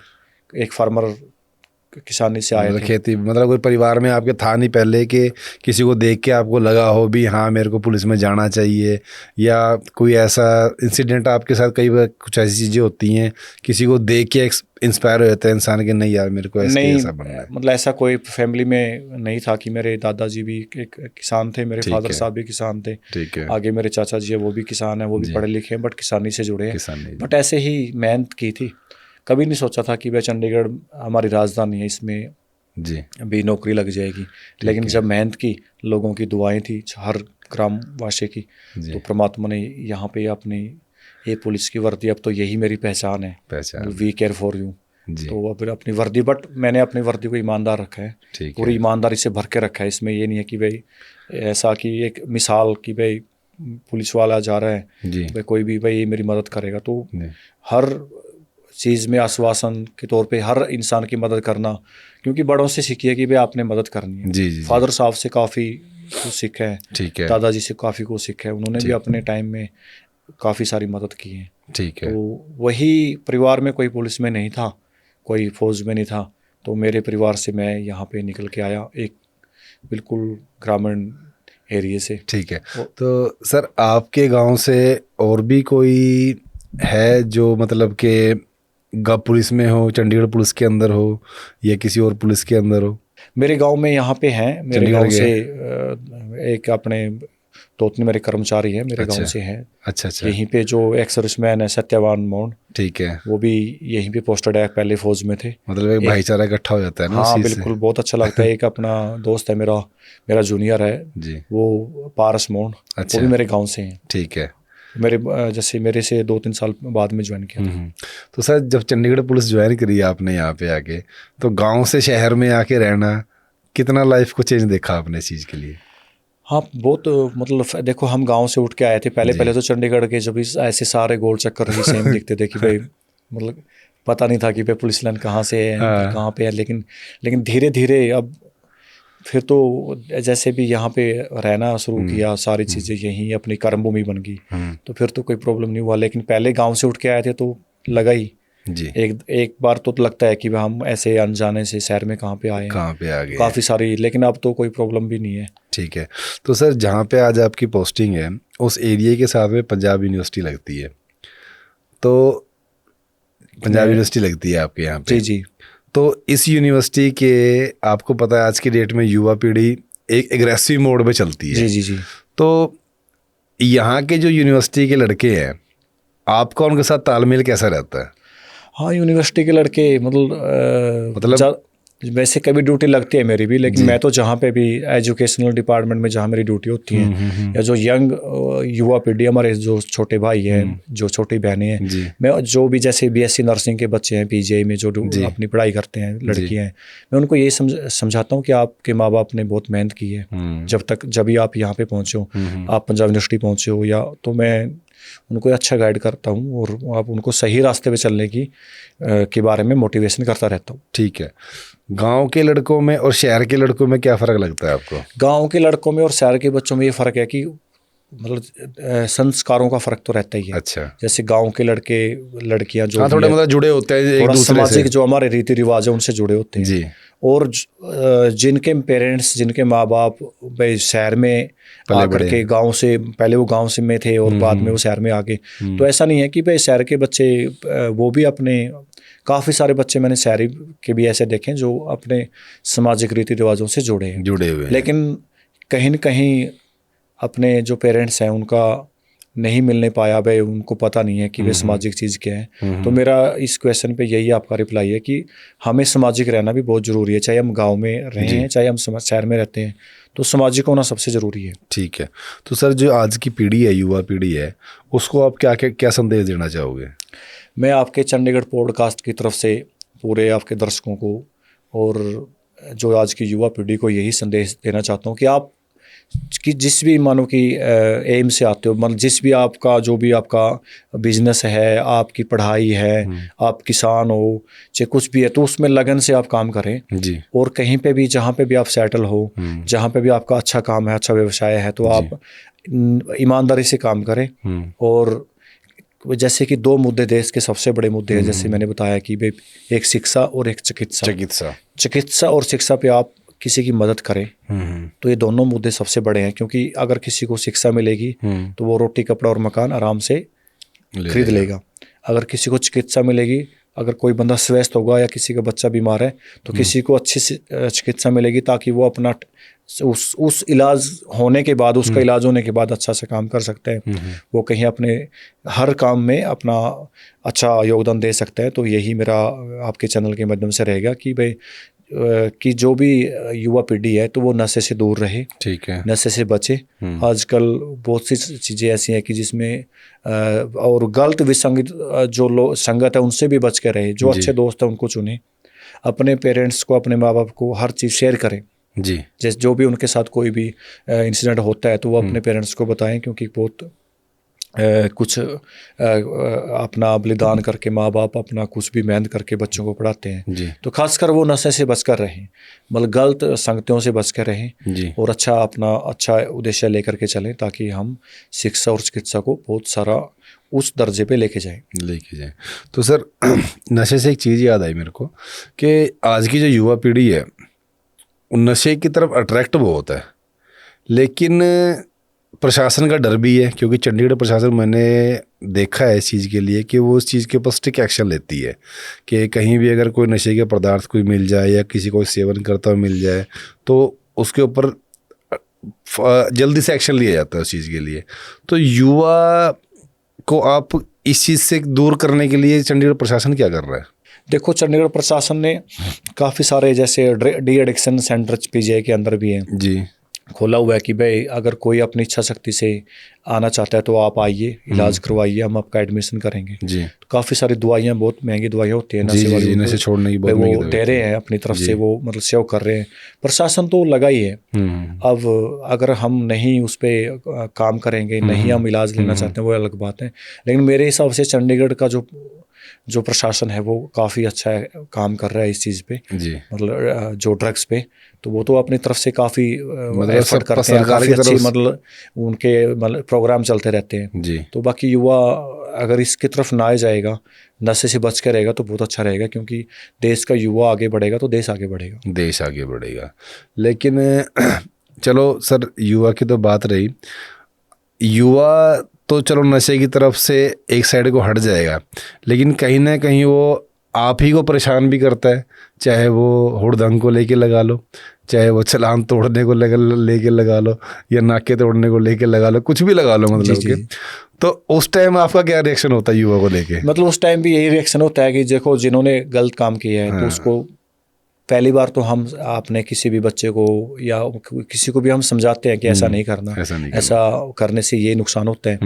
तो जहाँ पे स्ट्रिक्ट एक्शन करना है पुलिस ने, वहाँ पुलिस अपना स्ट्रिक्ट एक्शन भी करती है भाई। जो भी कोई आजकल तो काफ़ी हाईटेक कैमरे लगे हैं, जो अगर कोई मानो कि रेड लाइट जंप करता है या ओवर स्पीड में है तो हमारा ट्रैफिक पुलिस का भी काफ़ी अच्छा सिस्टम है, तो वो ओवर स्पीड में भी आ जाते हैं, चलान उनके ऑनलाइन घर पे पहुँच जाते हैं अपने फ़ोन से, क्योंकि अपना जो व्हीकल नंबर से जो भी उनका मोबाइल नंबर जुड़ा होता है उस पर अटैच होता है रजिस्ट्रेशन नंबर के साथ।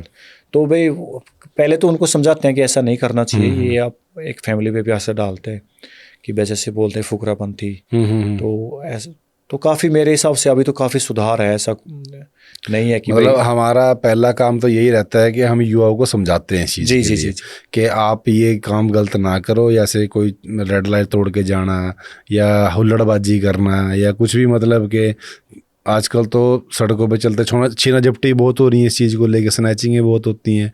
तो सर अब जो युवा इन चीज़ों के अंदर आ रहा है, स्नैचिंग स्नैचिंगों के मामलों में लेके अंदर आ रहा है, तो वो युवा को आप समझाते हो या सीधा केस फाइल करवाते हो? नहीं, देखो पहले तो उनको समझाया जाता है जी कि भाई देखो, जो क्रिमिनल कोई भी किसी का ज़्यादा बड़ा क्रिमिनल केस है उसमें तो देखो पुलिस कार्रवाई बनती है, ठीक है। जिनका कुछ इतना बड़ा वो नहीं, ऑफेंस नहीं है कि भाई ठीक है इसको पहले समझाओ, तो पुलिस समझाती है पहले। जिन्होंने गलती की है उसको अपना जो भी है उनका वो कार्रवाई बनती है, पुलिस को कार्रवाई करती है। क्योंकि सर ये जो सारी घटनाएं होती है ना, ये सारी घूम फिर के नशे के ऊपर ही आती हैं, क्योंकि जब नशे खाने के लिए पैसा नहीं होता ना, तो वो चोरी चकारी, लड़ाई झगड़े, छीना झपटी, ये सब यही चीज़ें होती है। तो नशे के खिलाफ तो चलो सरकार बहुत कुछ कर ही रही है। चंडीगढ़ में कुछ ऐसे सेंटर खोले गए हैं यहाँ पे प्रशासन की तरफ से, जैसे आपने बताया कि पीजीआई वाले ट्रीटमेंट चला रहे हैं, पुलिस डिपार्टमेंट की तरफ से कुछ है ऐसा प्रावधान? हमारे पुलिस डिपार्टमेंट की तरफ से वैसे अवेयरनेस प्रोग्राम चलते रहते हैं। अच्छा, अवेयरनेस प्रोग्राम जो हमारी जैसे ट्रैफिक पुलिस भी काफ़ी बार मानो कि अवेयरनेस देती है जी, तो प्रोग्राम चलते रहते हैं कि भाई नशा नहीं करना जी, युवा को बुला के वहाँ पे अवेयरनेस कराते हैं। ऐसे मतलब जैसे मानो कि ड्रिंकिंग का हमारा नाका लगता है जी, जो मतलब जो ड्रिंकिंग नाका बोलते हैं भाई ड्राइव, तो उसमें भी मतलब पुलिस तो वैसे भी समझाती है, जैसे पुलिस का तो पब्लिक के साथ में नाता रहता ही है, तो हम मौके पे जब भी कुछ ऐसा होता तो हम बोलते रहते हैं कि नशे से बचो, नशा ना करो। तो प्रोग्राम चलते रहते हैं पुलिस के। मतलब प्रशासन अपनी तरफ से अवेयरनेस करता रहता है इस चीज़ के लिए कि भाई आप ये चीज़ें ना करो, क्योंकि इससे नुकसान कल को आप ही को होना है और आपके परिवार को होना है। जी जी बिल्कुल, पुलिस की तरफ से भी प्रोग्राम जैसे बनते हैं वो चलते रहते हैं, नशे के खिलाफ, ड्रग्स के खिलाफ, तो वो भी अवेयरनेस देते रहते हैं। ठीक है। तो सर मेरा आखिरी सवाल आपसे ये रहेगा, जो भी पेशेंट आपसे सहायता करना मांगते हैं और जो आपके पास जुड़ना चाहते हैं या आते हैं आपके पास, तो उनसे आपकी क्या राय रहेगी या आप उनको क्या कहना चाहोगे? मैं उनसे यही कहना चाहूँगा कि भाई जो पीजीआई में पेशेंट आते हैं या जो आना चाहते हैं आपके पास, जो मेरे पास आना चाहते हैं, तो मुझे एक दिन पहले वो किसी भी आने से पहले मुझे एक दिन पहले बताएं जी। मेरा संदीप मोहन के नाम से मेरा इंस्टाग्राम पेज भी है जी। मेरा एक फेसबुक पेज भी है संदीप मोहन, और संदीप मोहन चंडीगढ़ पुलिस के नाम से मेरी फेसबुक आईडी भी है जी। तो वैसे तो काफ़ी सारा मेरा जो नंबर है वो काफ़ी मतलब फैल चुका है, मतलब काफ़ी सारा फैलाव है उसका। बट एक दिन मैं आपके चैनल के माध्यम से बताना चाहता हूँ कि वो मुझे एक दिन पहले बताएं, मेरे से संपर्क करें जो आना चाहते हैं पीजीआई के अंदर, ताकि मैं उनको अच्छे से वहाँ पे गाइड कर पाऊँ और उनकी अच्छे से मदद कर पाऊँ, ताकि उसमें अगर जो मौके पे मुझे जैसे ऑन द स्पॉट मुझे बता रहे हैं, शायद मैं कहीं दूसरी जगह मेरा एक सरकारी प्रोटोकॉल कर रहा हूँ, तो मुझे भी काफ़ी सारी उसमें प्रॉब्लम देखनी पड़ती है और मुझे फेस करना पड़ता है प्रॉब्लम। तो मेरा आपके चंडीगढ़ पॉडकास्ट की जो चैनल आपका बना है, इसके माध्यम से मैं यही बताना चाहूँगा कि मुझे एक दिन पहले जो भी मेरे से कोई सेवाएं लेना चाहता है, मैं जो कर्म करता हूँ निस्वार्थ निस्भाव से, तो वो एक दिन पहले मेरे से संपर्क करें। ठीक है, क्योंकि ना सब डरते हैं, मैं ये चीज़ आपसे इस करके कह रहा हूँ क्योंकि सब डरते हैं, क्योंकि वो उनके दिमाग में ये था कि एक पुलिस वाला क्यों मदद करेगा किसी की, क्योंकि उसके पास तो अपने प्रोटोकॉल इतने सारे हैं। तो मैं इसी चीज़ के लिए आपसे कहना चाह रहा था कि जो आपसे सेवा लेना चाह रहे हैं ना, कि आप उनको खुद बता दो इस चीज़ के लिए कि सर हम आपकी सेवा करेंगे, लेकिन हमारे भी कुछ प्रोटोकॉल हैं भी, आप हमें 2 दिन पहले बताओ या 1 दिन पहले बताओ, ताकि मैं उसका एडजस्टमेंट आगे के लिए कर सकूं। हम अब जैसे अब मानो कि मैं सोशल एक्टिविटी कर रहा हूँ मेरी इस वर्दी के साथ साथ में, तो मुझे भी अब जैसे मेरा दिन में ड्यूटी होता है सुबह 9 बजे से लेकर के, मैं वैसे तो मैं 24 आवर्स का ही मुलाजिम हूँ, कर्मचारी हूँ। पुलिस को कभी भी हमारे ऑफिसर जो भी कोई भी ऐसा है, तो मुझे हर किसी मुलाजिम को जो भी भर्ती हुए हैं खाकी वर्दी जिन्होंने डाल ली, तो उनको वो 24 आवर्स कहीं पे भी बुला सकते हैं। लेकिन मैक्सिमम ड्यूटी जैसे मेरा प्रोटोकॉल चलता है तो उसके साथ साथ में दिन में होती है। अब काफ़ी सारे जो साथी हैं जो हमारे समाज में हैं, वो मुझे रात को ही फ़ोन कर देते हैं। अब उनको ये नहीं पता कि मैं रात को सोया हूँ या मेरा भी मतलब मैं भी रेस्ट कर रहा हूँ, लेकिन फिर मैं रात को भी आराम से ही अटेंड करता हूँ। ठीक है, मैं ऐसा नहीं कि भाई, लेकिन काफ़ी ऐसी चीज़ें होती हैं जो मैं नहीं कर सकता। ठीक है, जैसे पीजीआई में वेंटिलेटर है, मानो कि कोई अर्जेंसी, अब पीजीआई ने उससे पहले कितने पेशेंट को अटेंड किए हैं, मतलब कि असेसमेंट कर चुकी है कि उसको नहीं ज़रूरत है। तो काफ़ी सारी चीज़ें ऐसी होती है कि भाई मैं एक चीज़ और बताना चाहता हूँ आपके इसी सवाल पे। तो पीजीआई एक ऐसा हॉस्पिटल है कि जो पूरे तसल्ली से पेशेंट को इमरजेंसी में देखता है। ठीक है, उसको जो ज़रूरत होती है वो बिना किसी फरमाइश के भी देता है। ठीक है। काफ़ी लोगों के मन में ये होता है कि मुझे भी काफ़ी सारे लोग ये बोलते हैं कि भाई साहब वहाँ तो बिना जानकारी के काम नहीं होता। ऐसा नहीं है, वहाँ बिना जानकारी के भी बहुत सारा काम होता है, लेकिन पेशेंट के साथ में एक समझदार बड़ा या खड़ा हुआ इंसान साथ में आए तो बहुत सारे फ़ायदे भी होते हैं, बहुत सारा अच्छा सस्ता इलाज मिलता है, और बहुत से डॉक्टर ऐसे हैं जो साक्षात परमात्मा का रूप है। जी, पीजीआई के ऐसे डॉक्टर भी हैं जो आप उनके रूम को अगर हम खोल के देखेंगे, मैं कहूँगा कि मनोज जी देखिए यहाँ पे भगवान बैठा है, तो वो साक्षात परमात्मा का रूप है। जी, जिसको देखने से उनके जैसे माथे से तेजस निकलते हैं, तो बहुत शानदार आप मानो कि ऐसे आपको लगेगा कि मैंने परमात्मा के दर्शन पा लिए। ठीक है, ठीक है, ठीक है। तो जो ऐसे अच्छे डॉक्टर ऐसे हॉस्पिटलों में, हमारे देश के इतने बड़े हॉस्पिटलों में विराजमान है, तो ही ये देश, ये बड़े बड़े हॉस्पिटल चल रहा है। वो ही लोग, ऐसे लोग उनको चला रहे हैं। लेकिन भगवान का दूसरा रूप माना जाता है डॉक्टर को जी। लेकिन सभी के लिए एक ही मैसेज है कि भाई ईमानदारी से काम करें, चाहे मैं पुलिस में हूँ, चाहे कोई फौज में है, चाहे कोई डॉक्टर है। बट ईमानदारी एक ऐसी चीज़ है जी जो पैसे से नहीं खरीदी जाती, वो सिर्फ अपने मन से और अपनी संतुष्टि से ही आप दिखा सकते हो। और अगर आप ईमानदार हो तो उसको कोई भी चीज़ परेशान नहीं कर सकती जी। वो कुछ समय के लिए परेशान हो सकता है, बट पराजित नहीं हो सकता। जी, तो अच्छा लगा मोहन साहब जी आपके साथ बात करके, हमारे पॉडकास्ट में आने के लिए। तो बहुत बहुत धन्यवाद सर आपका। आपका भी बहुत बहुत धन्यवाद मनोज जी। और मुझे भी आपके कैमरे पे और आपके इस चैनल पे चंडीगढ़ पॉडकास्ट में आकर के बहुत अच्छा लगा। और मैं आपके दर्शकों, आपके चैनल के माध्यम से यही एक रिक्वेस्ट करूँगा कि आप चंडीगढ़ पॉडकास्ट के जितने भी देखने वाले हो सबको मेरा नमस्कार, राम राम। और आप इनके चैनल को सब्सक्राइब करें, लाइक करें, फॉलो करें। जय हिंद, धन्यवाद सर, जय जय हिंद भारत। सर, जय भारत।